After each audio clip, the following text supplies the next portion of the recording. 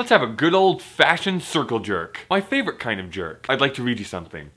Vlogging is now, without question, a business first and a hobby second. And that's taken from an article written by Nicholas Tufnell for Wired. There's going to be a link down in the description. Here's another incendiary comment.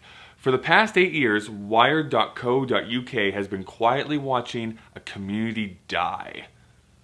So pretty heavy statements. A very strong subtext to these YouTube news videos has been this battle between Google/YouTube and the real users who really still view this website as a community. And really, honestly, most of the time it's not subtext, it's just text. The article details 3 different YouTubers who were really big names in 2007. This was before the acquisition by Google, this was before monetization, this was before things went just terribly, terribly wrong. Now, as with most things, this is not a simple black and white issue. Depending on your outlook, this could be a sad representation of that goal that YouTube promised to be. Or it's an in-depth lesson of how to not take things for granted and to seize opportunities when they present themselves. There's been a lot of debate about those YouTubers who constantly ask for likes and shares and who hoard themselves for products, and how YouTube is becoming more like TV instead of the other way around. And honestly, all of those are rich, vibrant topics to talk about. But it's not what I want to focus on here today. I'd like to talk about losing one's community. Specifically, I'd like to talk about Paul Robinette, aka Renetto here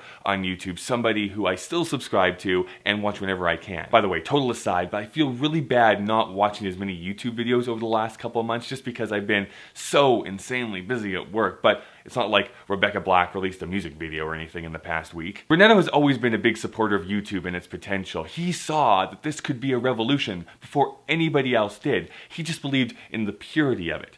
Really, he was like an online video Walter White. He just didn't see the point in asking people to go and comment and to like it and to do all of that kind of stuff. He loved this community. But did the community love him? It appears like the viewers have abandoned him to go off to something else. Maybe that's because he was unwilling or unable to change, but there's that quote that Norman Desmond says in Sunset Boulevard that I always go to, "I am big.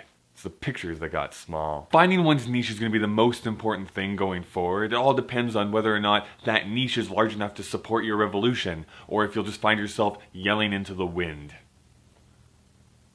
I'm very thankful for my wind. So what do you think? It's a fairly long article, but definitely well worth the read. Let's discuss that down in the comments below. I'm the worst kind of person. I'll see you next Thursday for another edition of YouTube News. Or are they?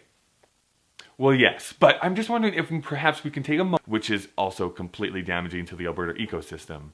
So,